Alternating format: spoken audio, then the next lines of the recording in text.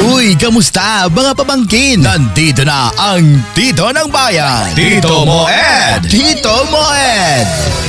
Ang paborito niyong tito na mahilig sa kwentuhan, mag-chillax at magbibigay ng konting life advice kahit wala namang nagtatanong. So kumapit na dahil nandito na ang tito mo, tito ko, tito nating lahat. It's Tito Moed! Tito Moed!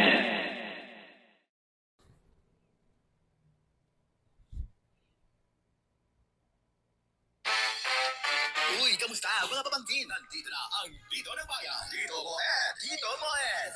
Ang paborito niyong tito na mahilig sa kwentuhan, mag-chillax at magbibigay ng konting life advice kahit wala namang nagtatanong. So kumapit na dahil nandito na ang tito mo, tito ko, tito nating lahat. It's Tito Moed! Tito Moed! Hello! Welcome to my first podcast, mga pamangkin. So, I don't know. We just have to talk anything about everything, I guess. Baklang-bakla ako dun. Yo, this is Tito Moed, ang Tito ng Bayan. Welcome to my first episode of podcast. The title of this podcast is Hanggang Kailan Ka Ba Maghihintay? Wow! Ang bigat, di ba? So, I don't know kung meron ng taong nakasagot nito kung hanggang kailan tayo pwedeng maghintay, hanggang kailan ka magpapakatanga. So, but paano ba? Bubulol ako. First podcast pasensya na. Maraming pagkakataon sa buhay natin na naghihintay tayo. Maraming purpose yung paghihintay, di ba? Hindi lang siya basta naghihintay ka dun sa punyemas na nanghingi sa'yo ng cool off kasi gusto daw niya ng space. Hindi lang naman paghihintay dun sa taong ipinagdadasal mo kasi gusto mo siya. Hindi lang naman paghihintay sa isang bagay na gusto mong mangyari kasi pinagdadasal mo na ng matagal. You're hoping, di ba? Hindi lang paghihintay ng kung kailan ka sasagutin ng nililigawan mo. Maraming art of or purpose ang waiting. But of course, dahil maraming mga sawing-sawi palagi, lalo na sa mga followers ko sa threads, ang lagi nilang tanong, is really about love life. Hanggang kailan ako maghihintay? Meron akong dalawang favorite topic ng about waiting. Una, na inopen up sa akin ng mga followers ko. Una is, yung isa, naghihintay siya doon sa taong nanghingi ng space sa kanya kung babalik pa siya. So, sobra na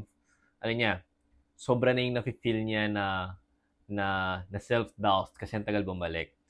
Yung pangalawa is, hanggang kailan niya hihintayin yung para sa kanya. Kasi, especially girls, meron tayo, babae. Nadudulas na ako merong body clock ang babae, di ba? Lalo na kapag madalas yung pressure din na binibigay sa kanila ng mga elders, minamadali na sila kasi magbubuntis pa sila, baka di na sila magkaanak. So, hanggang kailan niya hihintayin yung pinagdadasal niya? Because you have that standard. And dapat lang naman, di ba, na may standard ka. So, ayun. And siguro mas kailangan nating alamin din bakit ba tayo naghihintay at ano ba yung mga nangyayari during the phases of waiting. Guys, sa waiting kasi, di ba, nandyan yung magkakaroon ka na ng self-doubts, nandyan yung magkakaroon ka ng mga doubts sa sarili mo talaga, yung questions ng self-worth, and then, iba-iba pa. Anxiety, depression. Depression is true, kasi talagang, kung recurring na, paulit-ulit, tas ang tagal talaga ng waiting. So, yung mga followers ko sa threads, as you all know, I went into counseling last year up to early this year dahil sa mga pinagdaanan ko sa buhay. That was the time na kasi namatay yung dad ko ng 2021, and then na-mourn ko lang talaga siya ng todo last year, and then may mga breakdowns talaga ako every morning. Tapos yun last year din, yun yung matinding challenges ng buhay ko pagdating sa business, sa love life, Dami. So parang it boils everything down in that phase of my life na parang nagsabay-sabay ko lahat na parang dinibdib. So I had to seek professional help already. So I want to share that with you kasi isa to sa mga napag-usapan namin nung counselor ko. It's the art of waiting. Dami rin kasi akong tanong noon when it comes to waiting. So, in this analogy that she gave to me, sobrang grabe. Kasi, kailangan mo pala, totoo pala talaga yon. Kailangan mo ng maayos na perspective sa buhay. So, that's the essence of this podcast. I'm not saying na perfecto ako, pero I'm telling you na I will try my very best on every episode to give some wisdom. Though, this is Tito Mo Ed, ang mga walang kwentang advices. So, tinawag ko siyang walang kwentang advices kasi ganun tayo di ba? We want to listen on everyone's opinions, on everyone's takes, on everyone's advices. And then wala man tayong pinakinggan mo lahat pero wala tayong sinunod. Kaya siya nagiging walang kwenta yung mga advice, di ba? So, yun yung essence. So, hindi yung nagbibigay ako ng walang kwenta. Pero, malay nyo, minsan kagaguhan lang din bibigay ko sa inyo, di ba? So, yun. In the art of waiting, marami talaga pinagdadaanan. Tapos, lagi natin lang siyang pinapahirapan. Or lagi lang natin pinapahirapan yung sarili natin when it comes to waiting. Kasi nga, nandun na nagko-close yung mga windows Nandun na yung sumisikip na yung mga paths. Kaya yung perspective mo, nagsishift na ng parang yung toxicity mas mataas na para sa sarili mo. Kasi nga, hindi mo na-achieve yung hinihintay mo, tas natatagalan ka sa hinihintay mo. So, ito yung wisdom na binigay sa akin nung counselor. Ang sabi niya sa akin, Ed, isipin mo na ang paghihintay ay isang bahay na nandoon yung nanay at tatay. Si tatay, nagsabi siya na hindi muna ako uuwi or aalis muna ako. Tapos, paalam kay nanay. Pinayagan naman ni nanay. And then after that, ang tanong ni nanay, anong oras ka ba uuwi? Mga alas 12 ng gabi pero wag mo na akong hintayin. Kasi magiinuman kami ni na pare di ba? So yun, umalis siya pero yung nanay, it's usual for them to wait for the people lalo na sa mga anak nila. I've experienced that. Nung nasa province pa ako, hindi umuwi. Hindi natutulog si mama hanggat hindi ako nakakauwi. Siya yung laging naghihintay sa akin. Daddy is that kind. Paano ba? Si mama naghihintay, ang gagawin niya, gigisingin niya si daddy. So, ganun. Para hintayin pa ako. So, yun. Nevertheless, so pinayagan ni nanay, umalis si tatay, and then si nanay, ang gagawin niya is, dahil gusto niyang hinihintay talaga yung mga tao sa bahay. Maglilinis muna, kung may kailangan laban, maglalaba pa yan kahit gabi na, or magsasampay, or magsisilong ng mga sinampay. Marami siyang gagawin to make yung oras ng paghihintay niya na hindi boring and self-fulfilling sa kanila. And that's how we are. In the art of waiting, in the process of waiting, there are some things or some feelings na self-fulfilling on us. Kasi marami kang natututunan kapag naghihintay. So yun, marami kang pinagdadaanan. So yun, balik tayo dun sa wisdom or dun sa kwento with this analogy ng waiting sa bahay. Ang sabi ni tatay, di ba?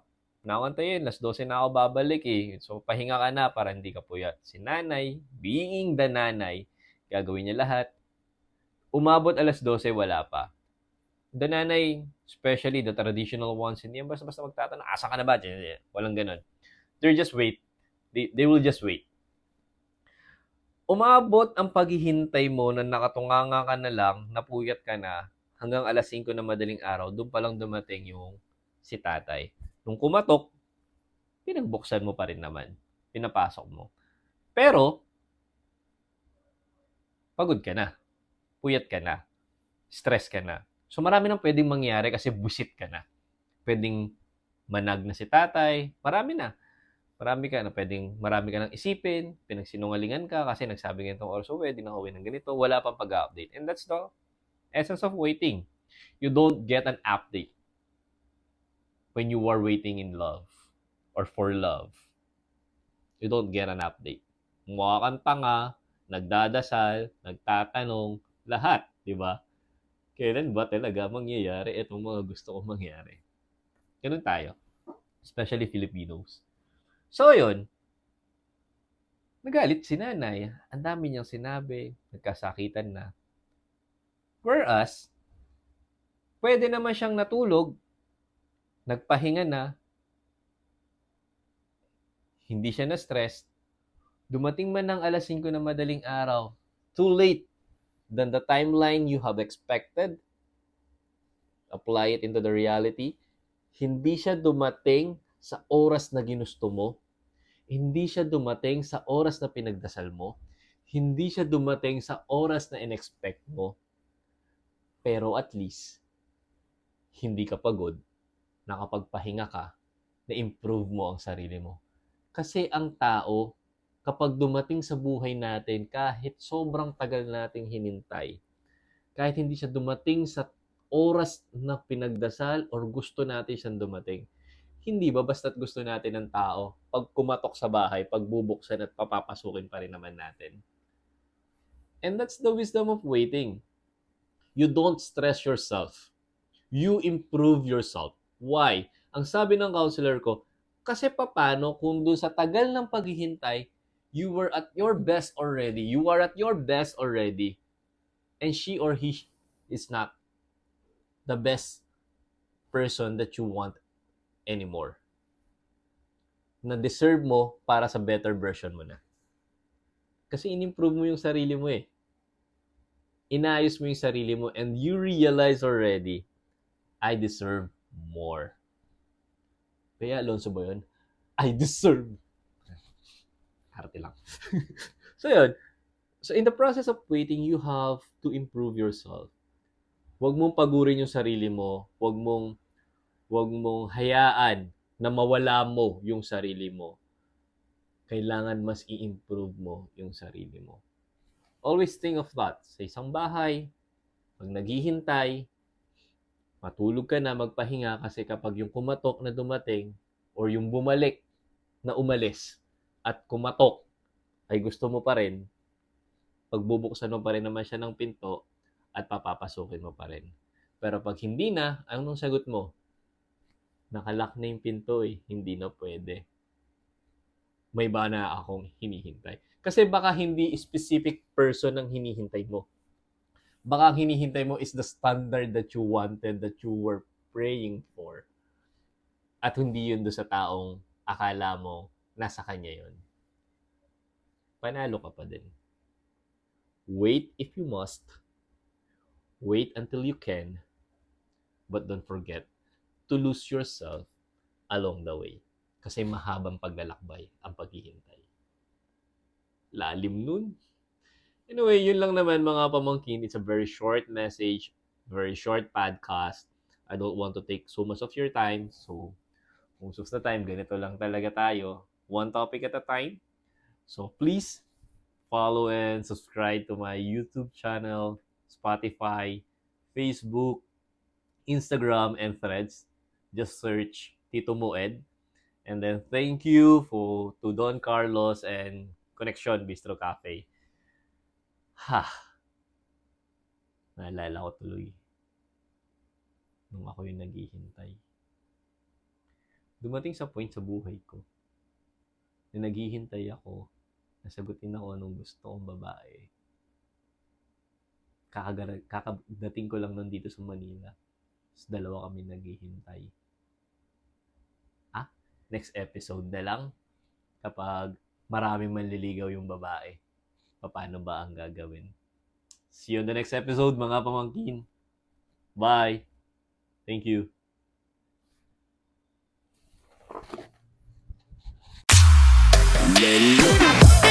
Para updated ka sa ating Tito ng Bayan, please follow, like, and subscribe sa ating social media platforms. Ang Tito Moed on Facebook, Instagram, Threads, YouTube, at Spotify. Tara, subscribe na!